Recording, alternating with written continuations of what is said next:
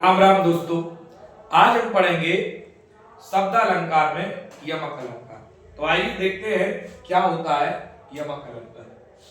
यमक अलंकार जब कविता में एक शब्द एक से अधिक बार आए लेकिन उनके अर्थ अलग अलग हों तो वह यमक अलंकार होता है। मतलब यह है कि जब आप कोई पद या कोई दोहा पढ़ते हैं और उसमें कोई शब्द की आवृत्ति अगर बार बार होती है और उन शब्दों की आवृत्ति जितनी बार हो रही है उतने ही बार उनके अर्थ क्या होना चाहिए, अलग अलग।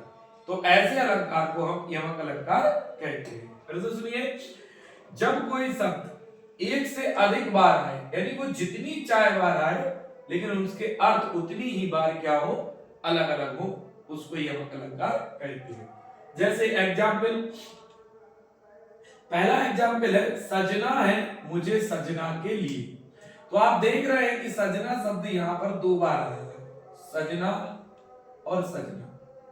इसमें सजना शब्द कितनी बार आया, दो बार। सजना है मुझे सजना के लिए।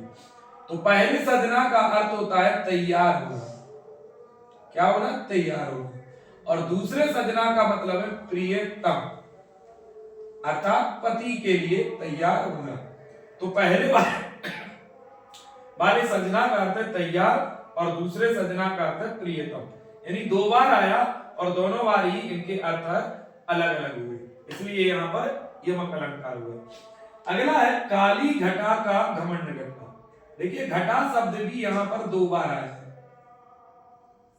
घटा और घटा। तो पहले जो घटा शब्द है इसका अर्थ है बादल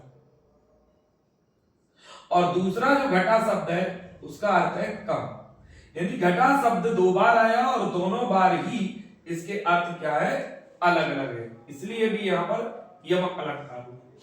अगला है तीन बेर खाती थी वे तीन बेर खाती है। तो देखिए बेर शब्द यहां पर आपका जो है, या तीन बेर, देखिए तीन बेर और तीन बेर। तो ये जो पहला बेर है और एक दूसरा बेर है, तो पहले बेर का अर्थ है समय, यानी वो तीन टाइम खाना खाया करती थी, ठीक। उसके बाद जो तीन बेर आया है इसका मतलब है तीन बेर, यानी जो फल होता है ना बेर, बेरी का बेर, वो आपका जो है तीन अब बेर खा के ही अपना जीवन व्यतीत करती है। इसके बाद अगला है कनक कनक ते 100 गुनी मादकता अधिका। तो यहां आप देख रहे हैं कि कनक शब्द दो बार आया, कनक और कनक। तो पहले कनक का अर्थ जो है वो है सोना और दूसरे कनक का अर्थ है धतूरा। तो एक ही शब्द है लेकिन दो बार आया तो दो बार अर्थ क्या हो गया, अलग अलग। अगला एग्जाम्पल है कबीरा सोई पीर है जो जाने पर पीर। तो आप देख रहे हैं कि पीर शब्द यहां पर दो बार है।